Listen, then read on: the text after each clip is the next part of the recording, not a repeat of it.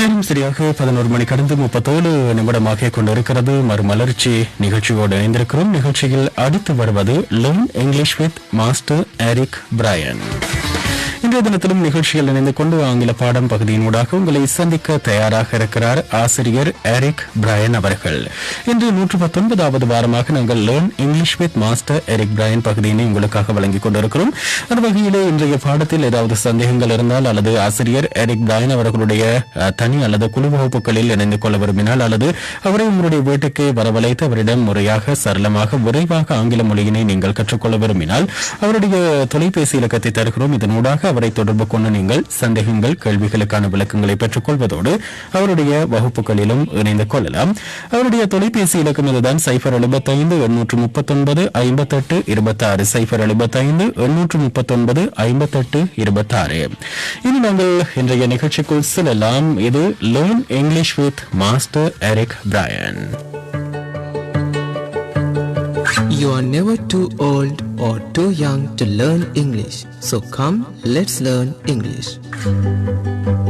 Learn English with Master Eric Bryan. Every Saturday at 11:30 a.m. on Uber FM.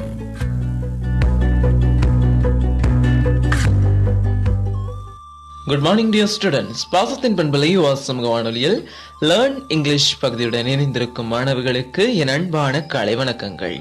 இன்றும் உங்கள் அனைவரையும் learn English பகுதியில் சந்திப்பதை இட்டு மிக்க மகிழ்ச்சி அடைகின்றேன்.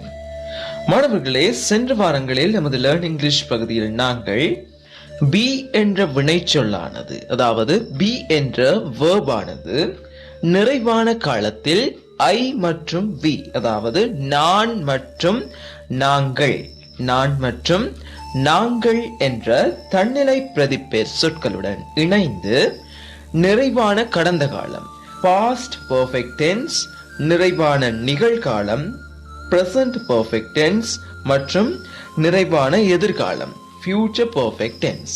Past perfect tense, present perfect tense மற்றும் ஃபியூச்சர் பெர்ஃபெக்ட் டென்ஸ் ஆகிய நிறைவான காலத்தின் 3 துணை காலங்களிலும் உருவாகும் வாக்கியங்களை கேள்விகளாக்கி அவற்றுக்கு விடையளிக்கும் விதத்தினை கற்றிருந்தோம். அந்த வகையில் மாணவர்களே, இன்று எமது லேர்ன் இங்கிலீஷ் பகுதியில் நாம் பார்க்க போவது எழுவாயாக வரும் முன்னிலை பிரதிப்பெயர் சொல்லான யூ. எழுவாயாக வரும் முன்னிலை பிரதிப்பெயர் சொல்லான யூ. இங்கு யூ ஆனது நீ என்ற அர்த்தத்திலும் நீங்கள் என்ற அர்த்தத்திலும் எடுக்கப்படும். தமிழில் இந்த யூ ஆனது நீ என்ற அர்த்தத்திலும் நீங்கள் என்ற அர்த்தத்திலும் எடுக்கப்படும். ஆகவே இந்த எழுவாயாக வரும் முன்னிலை பிரதிப்பெயர் சொல்லான யூ ஆனது பி என்ற வினைச்சொல்லுடன் சேர்ந்து பெர்ஃபெக்ட் டென்ஸின் 3 துணை காலங்களிலும் உருவாகும் வாக்கியங்களை பற்றி இன்று நாம் கற்க போகின்றோம்.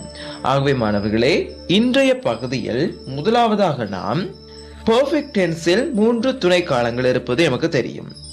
ஒன்று பிரசன்ட் பெர்ஃபெக்ட் டென்ஸ், இரண்டாவது பாஸ்ட் பெர்ஃபெக்ட் டென்ஸ், மூன்றாவது ஃபியூச்சர் பெர்ஃபெக்ட் டென்ஸ். முதலாவது பிரசன்ட் பெர்ஃபெக்ட் டென்ஸ், இரண்டாவது பாஸ்ட் பெர்ஃபெக்ட் டென்ஸ், மூன்றாவது ஃபியூச்சர் பெர்ஃபெக்ட் டென்ஸ். ஆகவே இந்த 3 காலங்களில் நாங்கள் இப்போது பார்க்க போவது பிரசன்ட் பெர்ஃபெக்ட் டென்ஸ், நிறைவான நிகழ்காலம். நிறைவான நிகழ்காலம். இங்கு have been என்பது பாவிக்கப்படும் மாணவர்களே. ஆகவே வாக்கியத்தை கவனியுங்கள். You have been, you have been, you have been என்றால் நீ இருந்து வருகிறாய். இப்போது இதை நீ இருந்து வருகிறாயா என கேள்வி ஒன்றை அமைப்போம். அப்போது have you been, have you been, அதற்கு you have not been, you have not been என்றால் நீ இருந்து வரவில்லை. அப்போது அதை have you not been, நீ இருந்து வரவில்லையா, have you not been, நீ இருந்து வரவில்லையா எனவும் எம்மால் கேட்க முடியும். மீண்டும் கூறுகின்றேன். You have been, நீ இருந்து வருகிறாய். Have you been, அது ஒரு கேள்வி, நீ இருந்து வருகிறாயா. Have you not been என்றால் நீ இருந்து வரவில்லையா. அதற்கு நாம் கேட்டோம், முதலில் கேட்டோம் you have not been. அப்போது அதற்கு நாம் ஒரு கேள்வியை அமைத்தோம். Have you not been என்று, அதாவது நீ இருந்து வரவில்லையா என்று. இப்போது இவை நான் கூறியவை மாணவர்களே நீ என்பதில். இனி நாங்கள் கூறப்போகின்றவை யூ தான், ஆனால் தமிழில் நீங்கள் என்று அர்த்தத்தை வழங்கும் மாணவர்களே. ஆகவே கவனியுங்கள். You have been, you have been, நீங்கள் இருந்து வருகிறீர்கள். முதலில் நீ இருந்து வருகிறாய் என கூறினேன். இப்போது இங்கு you have been, நீங்கள் இருந்து வருகிறீர்கள். கேள்வி, have you been, நீங்கள் இருந்து வருகிறீர்களா? have you been என்றால் நீங்கள் இருந்து வருகிறீர்களா? you have not been, நீங்கள் இருந்து வரவில்லை. you have not been என்றால் நீங்கள் இருந்து வரவில்லை. நீங்கள் இருந்து வரவில்லையா என கேட்பதாயின் have you not been, have you not been, நீங்கள் இருந்து வரவில்லையா என எம்மால் கேட்க முடியும் மாணவர்களே. மீண்டும் கூறுகின்றேன். you have been, நீங்கள் இருந்து வருகிறீர்கள். have you been, நீங்கள் இருந்து வருகிறீர்களா? you have not been, நீங்கள் இருந்து வரவில்லை. have you not been, have you not been, நீங்கள் இருந்து வரவில்லையா என கேட்க முடியும். இப்போது நாம் பார்த்தவை நிறைவான நிகழ்காலம், present perfect tense மாணவர்களே. இனி நாம் பார்க்க போவது நிறைவான கடந்த காலம். நிறைவான கடந்த காலம் அதாவது past perfect tense. இது எப்போ நிகழ்ந்ததொன்றை குறிப்பதாக அமையும். ஆகவே பாருங்கள், இங்கு had been பாவிக்கப்படுகின்றது. வாக்கியத்தை கவனியுங்கள். you had been, நீ இருந்திருக்கிறாய். you had been என்றால் நீ இருந்திருக்கிறாய். நீ இருந்திருக்கிறாயா, நீ இருந்திருக்கிறாயா என நம்மால் கேட்க முடியும். அது ஆங்கிலத்தில் had you been, had you been, நீ இருந்திருக்கிறாயா? you had not been, நீ இருந்திருக்கவில்லை. you had not been என்றால் நீ இருந்திருக்கவில்லை. நீ இருந்திருக்கவில்லையா என கேட்பதாயின் had you not been, had you not been என கேட்க முடியும். you had been, நீ இருந்திருக்கிறாய். had you been, நீ இருந்திருக்கிறாயா? you had not been, நீ இருந்திருக்கவில்லை. had you not been, அது ஒரு கேள்வி, நீ இருந்திருக்கவில்லையா? இனி இதை நீங்கள் என்பதில் கூறுகின்றேன். அதேதான் you had been, தமிழில் நீங்கள் இருந்திருக்கிறீர்கள். you had been, நீங்கள் இருந்திருக்கிறீர்கள். had you been, நீங்கள் இருந்திருக்கிறீர்களா? had you been, நீங்கள் இருந்திருக்கிறீர்களா? you had not been என்றால் நீங்கள் இருந்திருக்கவில்லை. you had not been என்றால் மாணவர்களே நீங்கள் இருந்திருக்கவில்லை. அப்போது நீங்கள் இருந்திருக்கவில்லையா, நீங்கள் இருந்திருக்கவில்லையா என கேட்பதாயின் had you not been, had you not been, நீங்கள் இருந்திருக்கவில்லையா என நம்மால் கேட்க முடியும். இப்போது நாம் பார்த்தவை நிறைவான கடந்த காலம், past perfect tense மாணவர்களே. ஆகவே மாணவர்களே, இன்றைய முதல் லேர்ன் இங்கிலீஷ் பகுதியில் எழுவாயாக வரும் முன்னிலை பிரதி பெயர் சொல்லான யூ, எழுவாயாக வரும் முன்னிலை பிரதி பெயர் சொல்லான யூ பி என்ற வினைச்சொல்லுடன் சேர்ந்து நிறைவான காலத்தின் துணைக்காலங்களான present perfect tense மற்றும் past perfect tense-இல் உருவாகிய வாக்கியங்களை வினாவாகி பார்த்தோம். இன்றைய பகுதியில் உங்களுக்கு ஏதேனும் சந்தேகங்களோ அல்லது மேலதிக தெளிவுபடுத்தல்களோ தேவைப்பட்டால் என் தொலைபேசி எண்ணுக்கு தொடர்பினை ஏற்படுத்தி அவற்றுக்கான தெளிவினை பெற்றுக் கொள்ளுங்கள். மேலும் எமது லேர்ன் இங்கிலீஷ் பகுதி தொடர்பான உங்கள் கருத்துக்களையும் விமர்சனங்களையும் எமக்கு தெரியப்படுத்துங்கள் என கூறிக்கொண்டு வழமை போலவே சிந்தனை ஒன்றுடன் எமது லேர்ன் இங்கிலீஷ் பகுதியினை நிறைவு செய்கின்றேன். Dear students, only you can change your current situation. Don't blame anyone.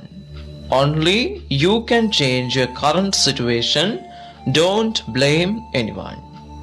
மாணவர்களே, நீங்கள் தற்போதிருக்கும் நிலையினை மாற்றுவதற்கு உங்களால் மட்டுமே முடியும். எனவே நீங்கள் இருக்கும் நிலைக்கு வேறு எவரையும் குற்றஞ்சாட்டாதீர்கள். நீங்கள் தற்போதிருக்கும் நிலையினை மாற்றுவதற்கு உங்களால் மட்டுமே முடியும். எனவே நீங்கள் இருக்கும் நிலைக்கு வேறு எவரையும் குற்றஞ்சாட்டாதீர்கள்.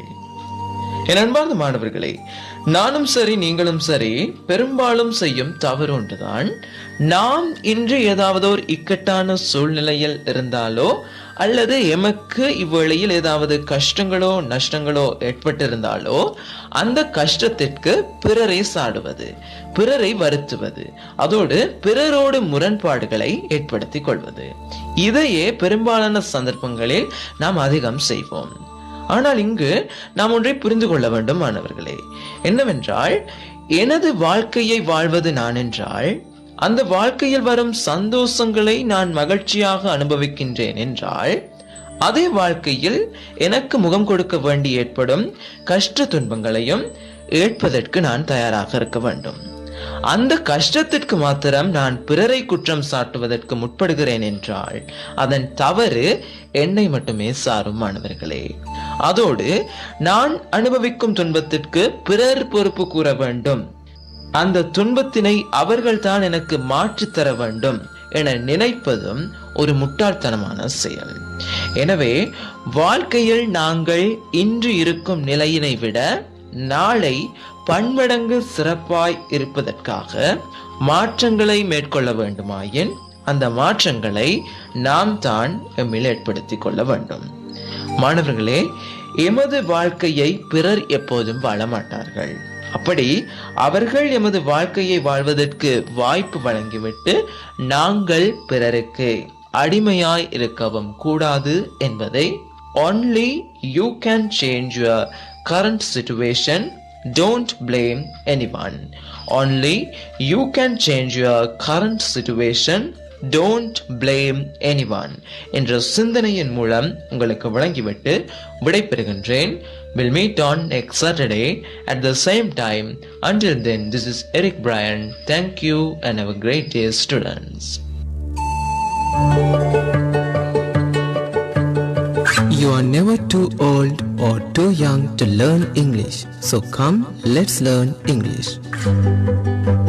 Learn English with Master Eric Bryan.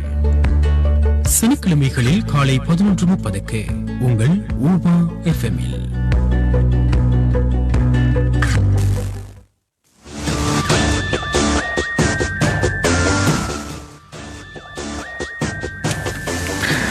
English with master Eric Brian பகுதியினை கேட்டீர்கள். இன்றைய தினத்திலும் ஆசிரியர் எரிக் பிரையன் அவர்கள் 119வது வாரமாக நிகழ்ச்சியில் இணைந்து கொண்டு உங்களுக்கான ஆங்கில அறிவினை பெற்று தந்திருந்தார்.